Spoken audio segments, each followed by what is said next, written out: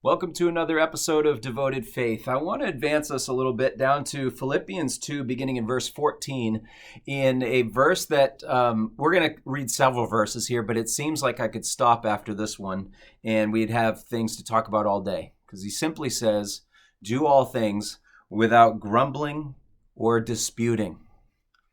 Now, instantly, when I hear that, I want to blame everyone else for being grumblers and disputers.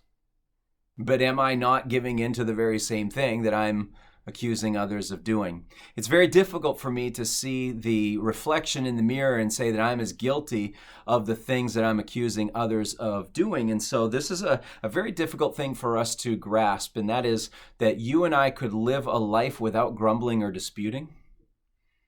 There are some things, honestly, to be concerned about. There are some things to fight against.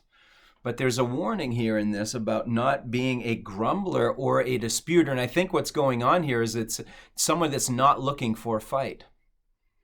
If a fight's been put on us and we engage out of being faithful to the task that's been given to us, that's one thing.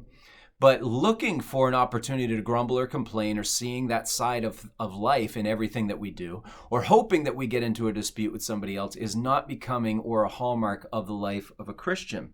So Paul goes on to say that you may be blameless and innocent, children of God without blemish. So in other words, your ID is to be a child of God, and that child of God is not one who's a grumbler and complainer. You're going to be without blemish where? In the midst of a crooked and twisted generation among whom you shine as lights in the world. Why? Because everybody else is a grumbler and complainer. Now, that's a generalization. You might know some people who don't know the Lord who are genuinely nice people.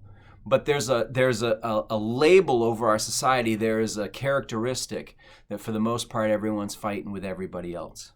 Paul is saying stand out like a sore thumb in that environment. Hold fast to the word of life so that in the day of Christ I may be proud that I did not run in vain or labor in vain for who? For you. Paul the Apostle is saying I want to be able to finish really proud of the way that you've conducted yourselves, the way that you've held your head up high. And so he says, even if I'm to be poured out as a drink offering upon the sacrificial offering of your faith, I'm glad and rejoice with you all. Likewise, you should also be glad and rejoice with me. Paul is facing the threat of his own life in the very thing that you and I would think, dude, you're completely justified to grumble and dispute this.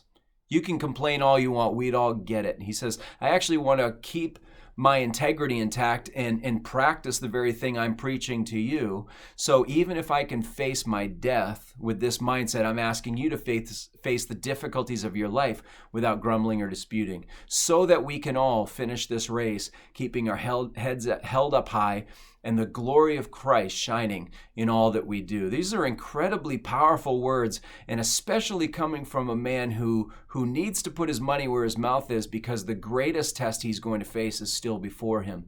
And so we need to remember these words today, and we need to set our minds towards biting our tongues, putting praise out of our mouths instead of complaints. There is always something to see that is better than the negative that we often spew out. So I'm praying for you. I'm praying for us to have that kind of testimony, and that we would be bringing honor to the saints who have gone before us, who have sacrificed so much. God bless you.